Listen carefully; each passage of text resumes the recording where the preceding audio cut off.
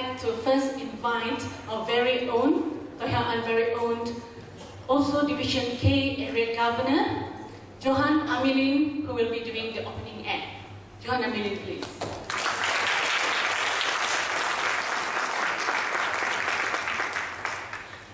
Hi, good evening. Can you hear me? Or do you have to use the microphone? Fine. Right. We only have our main speaker a while. I'm here to warm you up so that you can digest your food. So I'll be about 10-15 minutes. All right with you all? Yes. All right, great.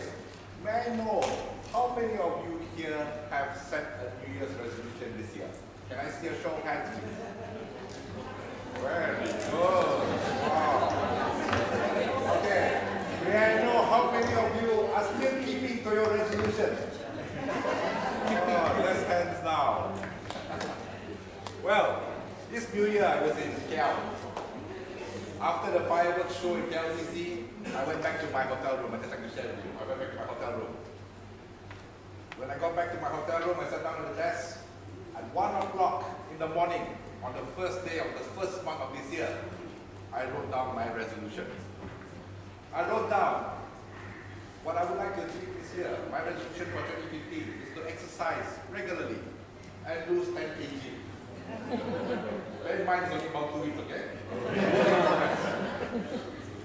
So I thought, this is a specific enough resolution. It's measurable, 10 kg.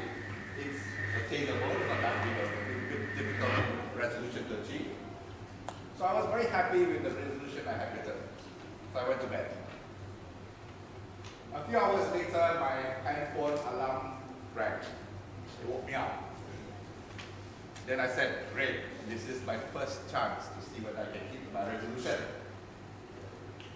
So I opened my eyes, grabbed my handphone, and all I needed to do was to roll out of that bed, change to my gym clothes, walk out of the door, go down 4 floors, and my hotel gym would be there. Simple, right? But have you ever been to those hotels with big beds? Those white crisp sheets. And then you know the aircon is very cold in the mornings. And have you tried the soft fluffy pillows? Do you know how difficult it was for me to get out of that bed? I had to try mind over matter. I said, this is the first day. It's not even a few hours, and I don't really want to lose out on my resolution. So I said, mind over matter. Mind over matter. I've got to do this, and it finally worked. I said to myself, if I don't mind, it doesn't matter if I keep my resolution tomorrow. Tomorrow became tomorrow. Tomorrow became tomorrow. So ladies and gentlemen, by not waking up that morning, I joined the 92% of human beings in this world who wrote a resolution in the new year and didn't keep it. How difficult is it for us to keep our resolution? Is there no foolproof way for us to set a resolution and achieve it? Let's think about this. I've been setting resolutions for quite a while. I'm not that young, but so I've been doing it for quite a while. All right. So I set resolutions. I try to do it. I don't accomplish it, and I have great friends because my friends come up to me and give me well-meaning advice. They say, Johan, you can't simply say you want to lose weight. You have to say how many kilos. You have to be specific. Great friends, because at that time I was feeling like a total failure. By their explanation, I learned that it wasn't my fault. It was just a badly written resolution. So the next year, I took their advice. The next year, I wrote a more specific resolution. I said, this year, I want to lose 25 kg. Specific right, or number right, measurable. What do you think a few months later? Did I lose anything? My friends came back again. I said, why is it not working? They said, Johan, let me ask you a question. When was the last time you lost 10 kg in a year? And he said, never.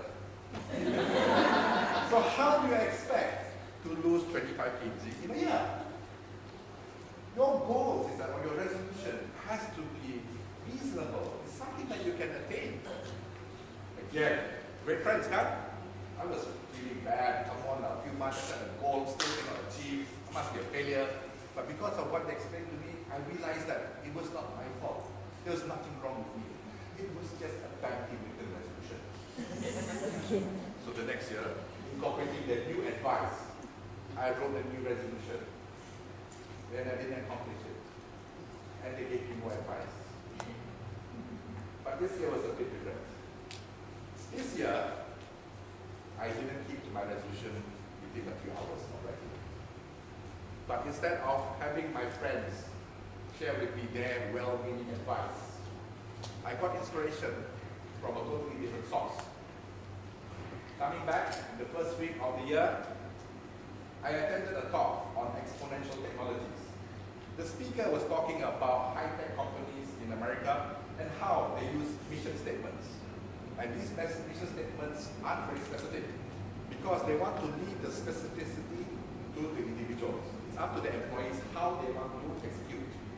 So for example, Google's mission is to organize information so that it's easily accessible and usable. Microsoft's mission is to enable people and businesses to achieve their full potential. Does that sound specific? Is it measurable? Is it attainable? Maybe in a few years, I don't even know what it will be again, right? But the good thing about this, the common thing that you have in these resolutions or these mission statements are that their mission statements are simply worded. They're descriptive and they're easy to remember. Sort of like, their mission statements are sort of like advertisements, right? They're like taglines, because taglines are also worded simply. They're descriptive and they're easy to remember. Who can tell me the tagline for Kentucky Fried Chicken? Finger good, everybody remember, right? Simple, and you know the description says that if you go to Kentucky and you buy the fried chicken, it's so delicious you want to lick your own finger. What's the tagline for Coca-Cola? Always Coca-Cola, there's a few more.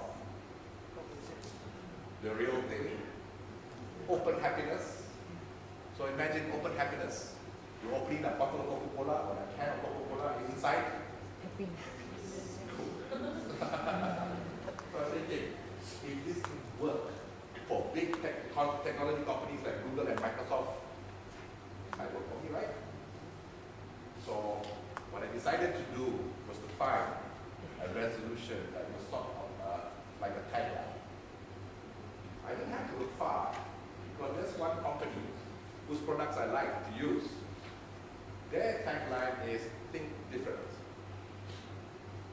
But I decided that I needed to tweak this because I can't be sitting in my office chair for 360 days and going, what are you doing? Thinking different. Thinking different. And what's in my mind, you might not be able to measure. Did I achieve it? Yes, I did. Right. So I had to tweak it a bit. I said, okay, resolutions are something that you want to do, things that you want to achieve, the things that you have to act upon. So I said, okay, I thought my resolution tagline, or what I like to call my tagvolution for 2050 is act different. Act different. What does that mean? It means to move out of my comfort zone. It means when my mind and my heart is telling me, don't go, I have to do the opposite. With limits, of course. Don't jump over the balcony, don't jump back. Because you're watching it, right? So within limits. So, for example, when I came back from KL, I'm busy catching up with work in office. Then I recalled that I had promised somebody to that weekend to go to Labuan to attend one of the meetings. I'm tired, I'm busy. I was looking forward for a quiet weekend after KL, all that eating, traffic jams, smog, mugging, everything, And I said, okay, let's do what my mind and heart says normally, which is make up some excuse. Get out of this. Blow them off. So I picked up my handphone and was about to message my friend with some excuse that I had not used before, like my dog died or my cat is sick or something like that. Then I recalled, act different. How difficult is that? So So with my phone in my hand, instead I started booking hotels and also booking up ferry prices and time to Labuan. Because of that evolution, I went to Labuan. And I had a great time because I managed to catch up with great friends, and it was a great start to the new year. Besides that, my evolution of acting different has actually improved my work rate. I used to reply messages and emails days later with the excuse that, oh, I've got so many WhatsApp groups, I don't know which one to reply. Oh, did I see your message? And then I have like 4 email addresses anyway. So I have all sorts of excuses. Just an excuse right here. Also, what happened was when I started addressing messages faster, I started clearing my tasks faster. What I noticed was also that at the end of each day, I had a sense of fulfillment of having done something, of having taken something off my task list. And this also led me to lower stress and less stress. So ladies and gentlemen, for those of you who are still on your resolution, good luck to you. I hope you will achieve it. For those of you like me, who haven't been able to keep to your resolution, perhaps you might want to think of adopting a resolution of your own. Because for me, resolutions, it just works. Frankly, I'm loving it. I'm learning that nothing is impossible. All you need to do is just do it. Thank you for your time.